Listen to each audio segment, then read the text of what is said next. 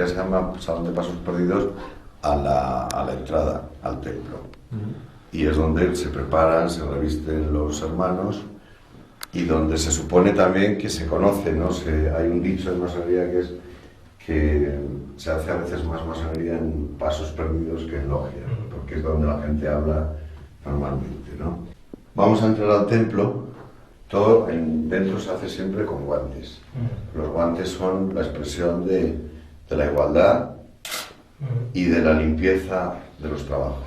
Se expone, digamos, la petición del postulante, se vota, porque todo se vota, y una vez que es admitida tu candidatura, entonces tres maestros te entrevistan, que se llaman aplomaciones. Todo el lenguaje nuestro es simbólico, y me he referido a la construcción. 3 aplomaciones, que es lo que dicen la escuadra y el compás, es ver cómo eres, y con esos informes se vuelve a votar, y entonces si es positivo, que suele serlo, pues entras a formar parte. Tienes que ser una persona libre, tolerante, y según se decía antes, de buenas costumbres. Este tipo de cosas pues atraen a veces a mucho friki y a gente un poco desequilibrada o que quiere otra cosa.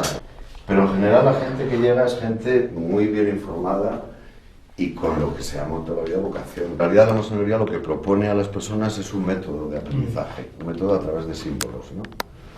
En el que tú puedas reflexionar y que te ayuden. Y unos instrumentos, todos de construcción, que sirven para tallar la piedra bruta. La piedra bruta es la persona de cada uno, el carácter. Esta es la piedra bruta, para llegar a la piedra única del maestro.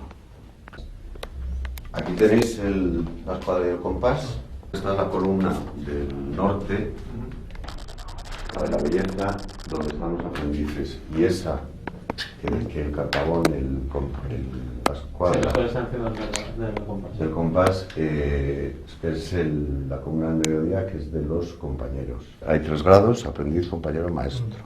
El zodiaco que está aquí, lo que hace es marcar, claro, los parámetros del universo. Veis que tenemos las estrellas arriba. Todo esto pues sigue siendo simbólico. Sirio es la estrella que rige nuestros trabajos. O sea, aquí hay 3 espadas. La del conocimiento, con la que el venerable también da la bienvenida, o en las elevaciones de grados.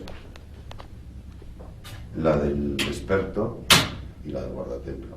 Y las de los hermanos, que son todas iguales, que son las que cuando el postulante abre los ojos ya, pues se encuentra con todos los hermanos así como haciéndole la bóveda de acero. Y en la masonería, que es, para entenderlo, para que el gran público lo entienda, una especie de religión laica, pero que ve de cerca, que tiene muy en cuenta los fenómenos naturales, el mundo que nos rodea. Los masones nos reunimos en Tenida, que es la asamblea de cada logia, en un templo como este, o cada 15 días generalmente. Trabajamos con mujeres que no están admitidas en otras organizaciones masónicas, y admitimos tanto a alguien que tenga una confesión religiosa concreta, como a alguien que simplemente crea una fuerza superior, como a alguien que no lo crea.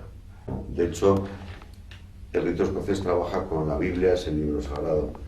En el rito francés de Hermes Tolerancia trabajamos con la Declaración de Derechos Humanos. Bueno, las logias no tienen una ideología más que un sistema de símbolos. Fuera de las ideas liberales, de igualdad, libertad, fraternidad, la fraternidad es algo que se vive muy intensamente, no hay ideología, cada uno cree lo que quiere, pero siempre la creencia en un principio regulador del universo, que unos denominan Dios y otros llaman gran arquitecto del universo. Habría una ética, habría unos principios que nos unen a todos los seres humanos por igual, y es la búsqueda de la bondad, de la felicidad para todos, del cultivo de las propias aptitudes y el desarrollo de lo que uno es hacia lo mejor.